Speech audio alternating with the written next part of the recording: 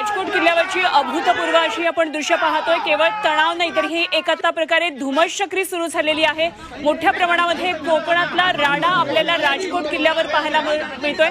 महाराजांची भूमी असलेला, महाराजांचा किल्ला असलेला राजकोट किल्ल्यावर अशा प्रकारे अभूतपूर्व अशी ही राड्याची दृश्य पाहायला मिळतात। शिवसेनेतले 2 गट, भाजपचे कार्यकर्ते, मवियातले, घटक पक्षातले इतर कार्यकर्ते अशा मोठ्या प्रमाणामध्ये कार्यकर्त्यांची या ठिकाणी संख्या जमलेली असताना पोलिसांचं बळ मात्र कमी पडताना दिसते।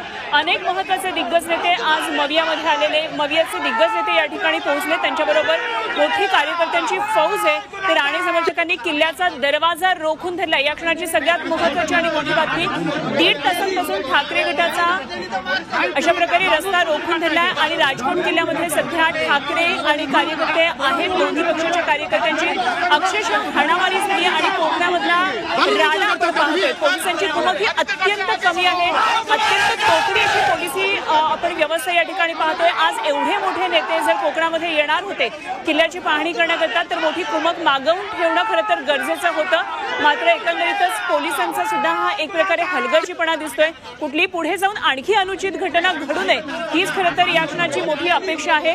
मात्र महाराष्ट्राची जनता राजकीय राजकारणाचा हा एक प्रकारचा राडा महाराजांच्या किल्ल्यावर आपण पाहतोय। खरं तर ज्या महाराजांचं नाव आपण राजकारणासाठी घेतोय त्याच महाराजांच्या स्मृतीस्थळावर अशा प्रकारे कार्यकर्त्यांच्या आणि एवढ्या मोठ्या नेत्यांच्या ही वागणूक बघून निश्चितच महाराष्ट्राच्या जनतेची सुद्धा मोठ्या आज तोंडात गेली असतील। अत्यंत मोठा राडा सध्या कोकणामध्ये राजकोट किल्ल्यावर सुरू आहे।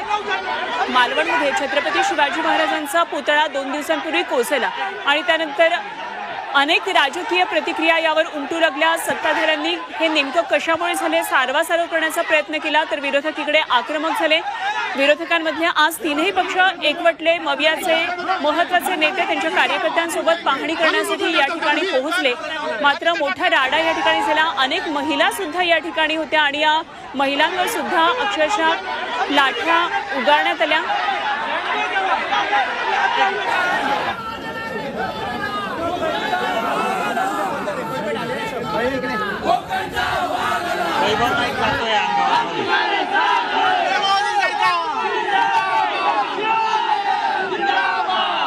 मोठी घोषणाबाजी चालू आहे। कोण आला रे कोणाला, शिवसेनेचा वाघ आला असं आदित्य ठाकरेंसाठी शिवसेना कार्यकर्त्यांची घोषणाबाजी चालू आहे। तर तिकडे भाजप कार्यकर्त्यांनी आज किल्ल्याचा रस्ता रोखून धरलाय।